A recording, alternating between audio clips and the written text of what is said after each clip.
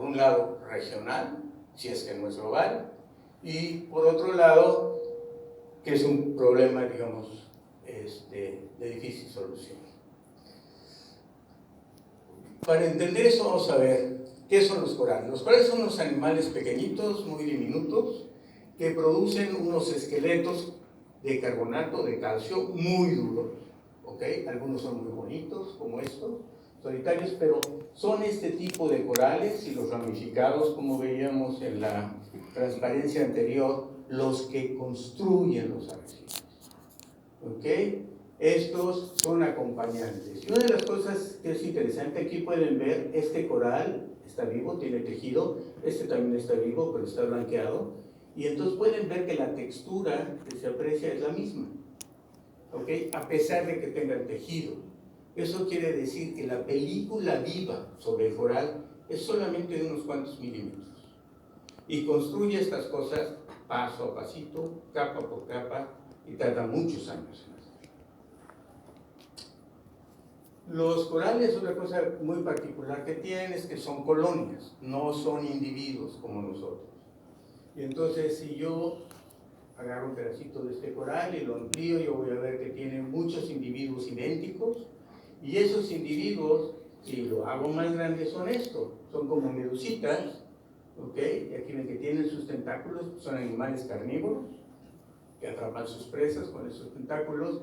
Y una cosa muy interesante es que pueden ver que son prácticamente transparentes, ¿ok? Y son transparentes porque prácticamente tienen el 96% de agua. Sin embargo, a pesar de eso, tienen algo muy especial. Tienen una simbiosis con unas pequeñas algas que se llaman zooxantelas, que viven adentro de sus tejidos. Y estas zooxantelas son como su huerto particular. Y son excelentes productoras.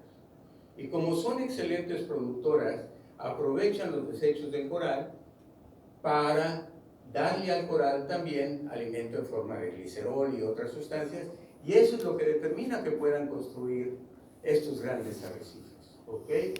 Esto implica entonces que para que las alguitas funcionen, pues el coral tiene que estar en aguas limpias, donde pase la luz. Si no pasa la luz, pues entonces las alguitas no funcionan bien y entonces la cosa no se pone bien. Otra cosa que se conoce muy recientemente es que tienen otra simbiosis, ¿ok? Y si yo le agarro este pedacito aquí del cuerpo de este coral y lo amplío con un microscopio muy potente que puede hacer este tipo de cosas, yo lo que voy a ver es que toda la superficie del cuerpo del coral está cubierta por colonias de bacterias. Y estas colonias de bacterias forman una especie de piel funcional, ¿ok? Y con esta piel funcional se protegen de muchas otras cosas que hay en el medio, fundamentalmente otras bacterias que son potencialmente patógenas o incluso de virus. Perdón, Dime. me perdí. ¿Las bacterias están dentro del tejido? No, están encima, por fuera, en una capa de mucus que tiene, como un barniz, como una piel. Gracias.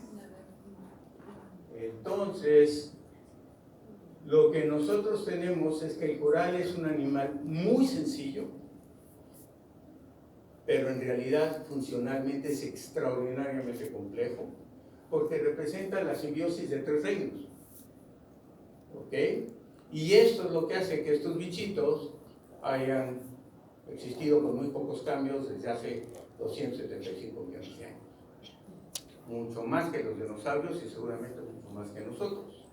Eso es lo que nosotros hablamos de eficiencia evolutiva. Muy bien, pero para que esto funcione se necesitan varias cosas. Bueno, una es que si algo está mal, el coral se puede morir en partes y no todo.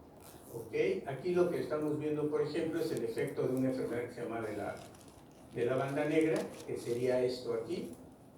Lo que vemos aquí con color es el tejido sano, ¿ok? Esto que ven blanco es el esqueleto expuesto, ya no hay tejido, ahora es una piedra de carbonato de calcio. Y esta piedra de carbonato de calcio es colonizada por muchos otros organismos.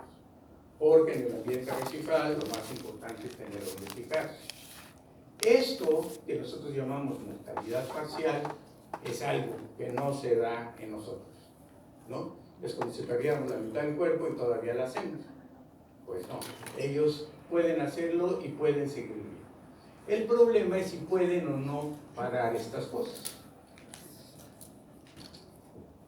Antes de pasar a lo siguiente, una de las cosas que les decía al principio es que esto es un problema que no solamente existe en el Caribe mexicano, que no solamente existe en el Gran Caribe, sino existe en todo el mundo. ¿Ok? Y aquí vemos varios ejemplos de diferentes enfermedades en diferentes lugares del mundo. Y no son únicamente estas, hay muchas por cada lugar. ¿Qué es lo que se supone, digamos a principios, finales del siglo pasado, principios de este? Se supone que son bacterias que lo causan. Y tenemos un chorro de publicaciones diciendo esto es lo que me encontré. Y en este caso, esto que ven aquí es lo que se llama banda blanca tipo 2. ¿Ven la parte muerta? Esta es la parte viva. Y el agente causante, que se supone es este Vibrio calcareae, que es muy común en tiburones. ¿Okay? Y luego tenemos este otro, que es uno que aparece como manchitas, que vemos acá, y este está producido por Serratia marcensis, que es muy común en los humanos. ¿Okay? Es una bacteria común en todos los lados. Luego, tenemos una enfermedad terrible también, que se llama de la banda amarilla, que está acabando con este tipo de corales, que son muy importantes, es el segundo constructor más importante en los arrecifes de todo el Caribe. O sea, la banda blanca le pegó a los acropóridos y esta banda amarilla le está pegando a estos. Bueno, se les pega un chorro de cosas. Y una de las, digamos, conclusiones a la fecha que hay es que no hay un solo patógeno, sino es un consorcio de patógenos, un grupo de patógenos. Y ese grupo de patógenos serían vibrios, como vibrio cólera, pero otros vibrios, ¿ok? Y estos son los que causarían estos. En la manera en que se ven las heridas, ven ustedes, hay una especie de decoloración en el borde, es porque este virus ataca a la zooxantelas, no ataca al animal. Pero destruyendo las zooxantelas y el sistema de soporte de las zooxantelas, el animal eventualmente muere. Luego tenemos uno muy famoso que son las plagas, que ven esto que está aquí como la mancha blanca, de nuevo el tejido vivo y la mancha blanca acá. Y por ahí de 1998 salió Richardson y dijo, se trata de una nueva especie de bacteria que se llama Aurantimonnas coralicida, el nombre es mata coral, ¿ok? Y sería esta por acá, tenemos ahí, pero años después alguien dice, pues yo estoy viendo estas bacterias en otros lados, no hacen nada, y en estos no las encuentro, y no serán virus lo que está provocando esta enfermedad. Y esto nos abre digamos, el entendimiento de un problema muy serio. La manera de aproximarnos a los problemas en la naturaleza depende de las herramientas con las que contamos. Entonces los microbiólogos están acostumbrados a trabajar con bacterias cultivables, ¿cierto? El 80% de las bacterias que existen en el mar no son cultivables. Entonces si no las puedo cultivar, pues no puedo cultivar el postulado. ¿Cuánto sabemos de las partículas virales en el mar? Poquísimo. Y sin embargo esto pasa. De hecho, esto nos lleva a una situación muy simpática. Bueno, no tanto, pero bueno. Este es un artículo muy citado que publicamos en 2007, ¿okay? Donde recopilamos la información que los microbiólogos nos están dando en ese momento, ¿okay? Junto con otras cosas, un artículo mucho más grande, y decimos estos son los potenciales causantes. Y hoy en día, con la información que hoy en día tenemos, todos estos son dudosos causantes. Hay evidencia científica de que no lo son. Entonces la pregunta es,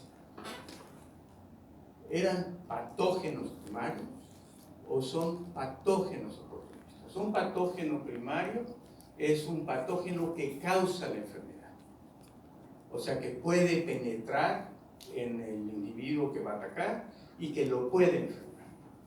Mientras que los patógenos oportunistas son aquellos que aprovechan algo, que una herida o que está mal el coral o que está enfermo, y entonces entran. No tienen un mecanismo para entrar, pero el hospedero, el coral, está debilitado. Entonces esto es muy importante porque si no son patógenos primarios, si la evidencia nos está diciendo que la información es contradictoria, ¿qué está pasando? Bueno, vamos a ver primero esto. Esto es uno del nuevo síndrome blanco del que ya habían oído hablar. Aquí tenemos este coral y van a ver lo que le pasa en el tiempo. Empieza a morirse por un lado, sigue muriendo, ven la banda blanca, lo demás es positivo. Esas son muestras que nosotros tomamos para analizar el microbioma. Sigue muriendo y finalmente en unos cuantos meses el coral desapareció, murió. Y este es el verdadero problema de las enfermedades emergentes. Este coral que tenemos aquí probablemente tardó unos 150 años en alcanzar esa talla. Esta enfermedad, la de la banda negra, en un año le mató todo eso. Entonces, estas enfermedades avanzan muchísimo más rápido de lo que puede crecer el coral. Entonces, siempre va a perder actividad. Y esta banda negra, pues es una enfermedad lenta, ¿no? Pero ¿de qué sirve que sea lenta o rápida si en un año puede destruir lo que costó 150 años construir? ¿Qué ha pasado en términos del Caribe mexicano? Nosotros hicimos un estudio, cuando llegamos aquí en 1985, aunque no lo crean, de cuál era la situación de los arrecifes del Caribe mexicano. Y esto es lo que vemos aquí, como 1985, que son las barras de color sólido. Lo hicimos en esta gráfica, lo que estoy mostrando es lo que pasa para los dos constructores arrecifales más importantes. Orbicela fabiolata, que antes se llamaba Anularis, ya ven que nos encanta cambiar los nombres, y Acrópora palmata, de la que hemos estado hablando. Y aquí lo que ven ustedes no es cobertura, pero es un indicador de la abundancia que hay, de estos corales. Y lo que podemos ver es que en Puerto Morelos en 1985 había alrededor del 50% del fondo cubierto por Acrópora palmata. Pero para 2005 apenas pasaba del 10%. Y así nos vamos sucesivamente con todos y vamos a ver que en todos los casos este es Acumal, este es el Ubero, este es Majahual, este es Xcalac. En todo lados, a lo largo del Caribe mexicano, se perdió Acrópora palmata fuertemente. Y luego, Montaxenularis, y luego vemos Acrópora palmata, que es el amarillo, me equivoqué al principio, me refería a Anularis, tenemos exactamente la misma tendencia. Entonces, en 20 años de estas dos enfermedades, hemos perdido cerca del 50 o 60% de la cantidad de corales constructores arrecifales que teníamos. Esta es la magnitud del impacto de estas cosas. Y esto sucede en todo el Caribe. Luego vamos a ver qué es lo que pasa, cómo se transmite. Bueno, estos son unos mapas de Omar, donde se está viendo cómo se transmite la enfermedad. Entonces, cada cuadrito de esto, lo que ven ustedes aquí en la distancia, 20 metros por 20 metros, y cada bolita de estas es una colonia de esta especie. Una especie que está siendo muy fuertemente atacada por el síndrome blanco. Y las bolitas verdes que tenemos aquí son colonias sanas, o aparentemente sanas. Las que están rojas son colonias enfermas, y las que están en negro son colonias muertas. Esto pasa en agosto de 2018. Para noviembre de 2018, o sea, cuantos meses después, vemos que de todas las verdes que había, quedan muy pocas verdes y la mayor parte son rojas. Y antes teníamos muy pocas muertas y ahora tenemos muchas muertas. Y cuando llegamos a marzo de este año, pues vemos que prácticamente todas las colonias en esos lotes están afectadas. Si vamos a meter lo que pasó este año, bueno, pues quedan 2 colonias que no están afectadas. ¿Ok? Entonces así es como se transmite. Entonces la pregunta es, esto es para ver si había niveles de contagio directo, y aparentemente lo que esto nos está indicando es que se transmite por el agua. Bien, y esto, si lo vemos a escala del Caribe mexicano, pues lo que vamos a ver es que en todos estos lugares, aquí está, se ha reportado este síndrome blanco. Pero también está en Puerto Rico, también está en las Islas Vírgenes, también está en la Dominicana, y según la gente vaya investigando, vamos a encontrar más lugares. Es algo muy parecido a lo que pasó con la banda blanca. ¿Y cuáles son las causas? Entonces ya vimos que tenemos un problema con el modelo patogénico, ¿no? O sea que probablemente no son patógenos así salvajes que vengan y le den la torre a todo. Entonces, ¿qué hay? Entonces, lo que pensamos es lo siguiente. El primer problema es el calentamiento del mar.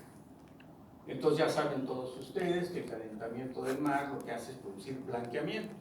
El blanqueamiento es cuando expulsan sus antelas, sus alguitas, porque tienen un estrés oxidativo, y cuando lo hacen quedan así, y si se mantienen durante mucho tiempo pueden morir en el Pacífico, en el Océano Pacífico, en el Océano Índico.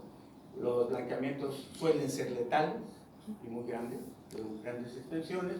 En nosotros no son tan fuertes, pero además cuando yo caliento el agua, lo que estoy haciendo es crear un ambiente más favorable para bacterias y para virus.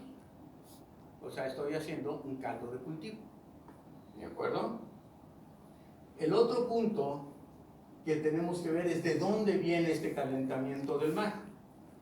Y esto es bien interesante porque pues, nosotros sabemos que obviamente los países industrializados, sobre todo el de aquí arriba, ¿ok?, contaminan muchísimo porque lo que les importa es su economía. Pero resulta que si uno se pone a buscar, encuentra que a pesar de lo que dicen nuestros políticos, los de México, México es uno de los 10 países que más contribuyen a la generación de gases de invernadero. Entonces, cuando decimos, ¿cómo es que no podemos hacer algo con esto? ¿Han oído hablar de los bonos de carbono y todo esto? Bueno, pues hay una resistencia a reconocer la realidad de lo que estamos haciendo. El otro punto que es muy importante es la contaminación con nutrientes. ¿Okay? Y aquí estoy hablando nada más de lo que sucede por el desarrollo hotelero y urbano en la costa. Es una foto de Puerto Morelos, y aquí lo que ven ustedes en esta flecha nos está diciendo que estamos arrojando al año del orden de 2.5 toneladas de nitrógeno por cada kilómetro de costa, ¿ok? Y 250 o 260 kilos de fósforo. Esto es fertilizar el mar a lo bestia. Bueno, pero si yo agarro y pongo lo que eso significa en términos reales, pues entonces sí que estoy fertilizando el mar. ¿Y qué sucede cuando yo fertilizo un mar que normalmente es pobre en nutrientes? Tengo estas dos cosas. Una, sobrecrecimiento de algas que pueden ahogar a los corales o simplemente ocupar el fondo donde se podían reclutar. Y el otro, que otros organismos filtradores, como es el Trilidemnum, que está aquí, una cidia, también crecen felices de la vida. ¿Y qué hacen? Pues se van sobre los corales que están debilitados y no se pueden defender, ¿ok? O no se pueden defender. El otro problema muy serio es los plásticos, ¿ok? Todos nosotros sabemos que el problema número de los plásticos es que los aditivos que se usan para hacer los plásticos son tóxicos. ¿Ok? Y entonces, cuando yo tengo los plásticos expuestos al sol, ok, se oxidan, se rompen, y entonces lo que yo creo son solo microfragmentos de plástico, como estos que vemos aquí. Y estos son capturados por cualquier animal, filtrador o no filtrador. Y en el caso de los corales, lo que estamos viendo aquí es un pedazo de polipropileno aquí abajo. El problema es entonces que estoy comiendo partículas de algo que parece alimento, que no es alimento y que además es tóxico. Y de pasada, pues un anuncio, la mitad de los productos biodegradables no son biodegradables, simplemente se convierten en microfragmentos que son de menos de 5 milímetros, la gente no los ve, pero siguen causando el mismo daño. Cuando comemos peces y otras cosas y demás, eso los ingerimos nosotros también. ¿Okay? Y el tiempo de vida de un fragmento de plástico es de cientos de años. ¿Okay? Solamente los de origen realmente orgánico son biodegradables. Bueno, nuestro segundo problema más importante que tenemos ahora son las arribaciones masivas de sargazo. ¿Y qué es lo que sospechamos hacen las arribaciones masivas de sargazo? Aquí lo que están viendo ustedes es la Bocana en Puerto Morelos, está como a 2 kilómetros de la costa, y aquí pueden ver las manchas de sargazo que están saliendo, ¿okay? Junto con toda esta agua café, ¿okay? Que se generó en la costa cuando se dejó pudrir el sargazo en las orillas. Y estoy hablando de 2 kilómetros. ¿Okay? Y esto sale cuando cambia la marea o cuando cambia el sistema. Aquí lo que ven ustedes, estas aguas son limpias, azules. Es agua que está entrando a través del arrecife. ¿Okay? Y esta agua está saliendo a través de las bocas. ¿Qué implica esto? Esto implica, primero, aguas oscuras. ¿Se acuerdan que decíamos que necesitan aguas transparentes para vivir bien? A veces son realmente oscuras. Muchísima materia orgánica que no existe en este tipo de sistemas en suspensión. ¿Okay? Esta materia orgánica además tiene muchísimos nutrientes.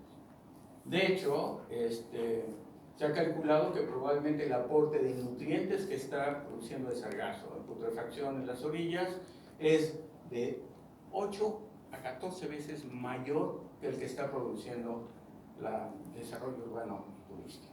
Imagínense de qué estamos hablando. Y el otro punto muy importante es que tenemos mucho más bacterias y virus. ¿Ok? Y entonces, en la ecuación que nosotros tenemos, decimos, bueno, si las bacterias y estos virus son oportunistas, pues hay muchos más posibles atacantes de los corales de los que teníamos antes. Y muchos de estos, quizás, no lo sabemos todavía, es parte de algo que estamos haciendo, a lo mejor vienen de otros lados en el sargazo. ¿Ok? Porque este sargazo viene desde el Atlántico tropical norte, pasa enfrente del Amazonas, pasa enfrente del Orinoco, pasa por todos los desechos que se tiran a lo largo del Caribe y llega aquí. De hecho, tienen metales pesados. Y esos metales pesados pues no los iban a agarrar aquí en la playa. Entonces, ¿cuál es la consecuencia de esto? La salud de un sistema coralino, de los corales en este caso, no depende nada más del coral, ni depende nada más del patógeno. Depende sobre todo del ambiente, de la calidad del ambiente. Y la calidad del ambiente es de este tamaño con respecto al potencial de respuesta de estos. Y solamente cuando se juntan en este puntito, tendríamos una alta probabilidad de una enfermedad. ¿Ok? Esto se puede memorizar bien. El ejemplo que tenemos aquí es este.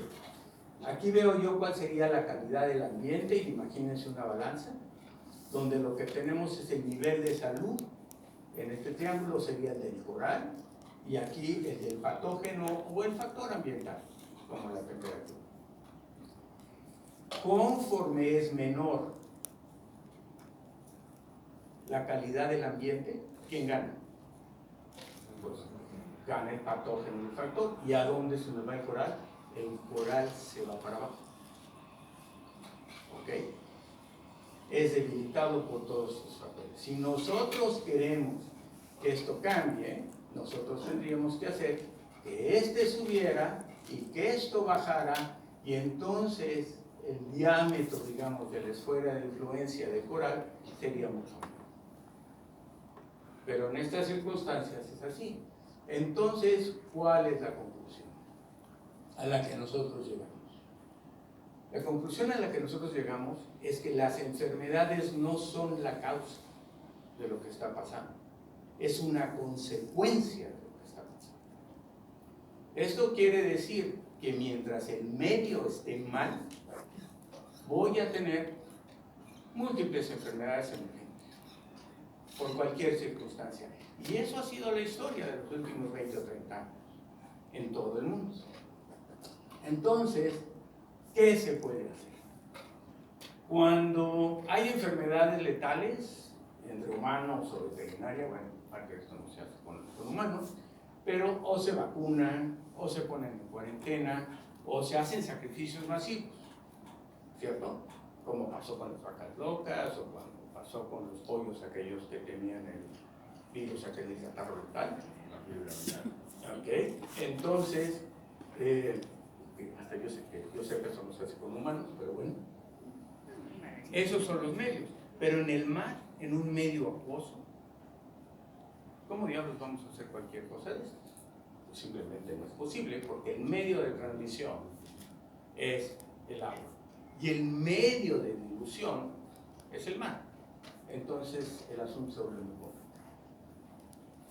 Entonces, la única solución real que tenemos es mantener un ambiente lo más sano posible. Y aquí es muy importante lo que les decía yo acerca de la responsabilidad de México en la emisión de gases de invernadero, ¿ok? O de las acciones que podamos tener a nivel local. Todo esto podemos contribuir nosotros significativamente. Pero tenemos que tener la voluntad política y la organización para hacerlo. Lo más importante en escala local es reducir el uso de detergente, es muy importante, ¿ok? Exigir plantas de tratamiento eficaces y suficientes a todo lo largo de la costa, no solamente en los hoteles, que nadie sabe que también funcionan, ¿ok? Reducir los usos del plástico, creo que había una ley ahora de que ya no se puede en los hoteles tener envases de plástico, que bueno, y evitar la descomposición del sargazo en la orilla. ¿Okay? Y este es otro tema que ya las chicas sargazo han hablado aquí de sobra, ¿no? De este punto. El otro que hay es los remedios, ¿ok? Y los remedios han sido todos la idea de hacer cultivos y de hacer pequeños coralitos que se van a trasplantar a diversos lados, y aquí tienen muchos ejemplos de lo que se hace en muchos lugares. Es una actividad muy común. Muy común, ¿ok? Hay cientos de programas de este tipo. Hay dos muy curiosos, uno que es el del crecimiento bioeléctrico, o sea, le pasan corriente que facilita la deposición de carbonato de calcio, que pues funciona en ese tipo de cosas. Y ya lo que se ha estado haciendo contra el síndrome blanco, que es la aplicación de antibióticos, amoxicilina en este caso, que es una de amplio espectro, a través de una especie de plastilina epóxica que lo mantiene en la colonia, pero los resultados han sido, pues, digamos que muy variables, ¿no? Aquí podemos ver que aquí parece funcionar, pero aquí parece que se le está saliendo, ¿no? Por acá y aquí también. Y el problema es que incluso si lo paro en ese lugar, me puede salir en otro lado, otro brote de esta enfermedad, ¿ok? Sin embargo, es algo que a lo mejor tiene utilidad para salvar colonias icónicas o colonias muy grandes o colonias muy especiales. Porque el problema es que es algo muy caro y muy costoso de hacer. Entonces requiere una cantidad de dinero brutal para poderlo hacer de manera que tuviera un efecto poblacional, que es lo que nos interesa a nosotros, que hay un efecto poblacional, no un efecto cosmético local, ¿ok? Sino la recuperación del arrecife depende de la recuperación de sus poblaciones, no solamente de ellos. Y hay varios intentos, este es el más interesante, que es cultivo a partir de protágonos sexuales, o sea, con recombinación genética, lo cual probablemente podía dar lugar a reclutas que fueran resistentes a otras enfermedades, algo que no se sabe, pero es una buena idea. El problema es que estas acciones son un asunto de escala. Mientras que estas enfermedades matan corales en miles de kilómetros cuadrados, las acciones de restauración probablemente son efectivas a nivel de un hectárea, cuando lo que se trata es de miles de kilómetros. Y dada la historia que nosotros tenemos, es muy probable, espero que no se cumpla, pero es muy probable que estos, digamos, ejercicios de restauración que son exitosos sean destruidos por otra enfermedad emergente que aparezca hoy o dentro de 5 o dentro de 10 años. En ese sentido, la única solución real es tratar de mantener el ambiente lo más sano posible. Y nosotros sí creo que es muy importante tratar de hacerlo a escala local, porque hacerlo a escala global pues sí es un poco más difícil. Pero a escala local podríamos hacerlo. Y bueno, espero no haberlos dejado muy tristes. No, pero, la sala de suicidios está aquí al lado. Y entonces, bueno, pregunta.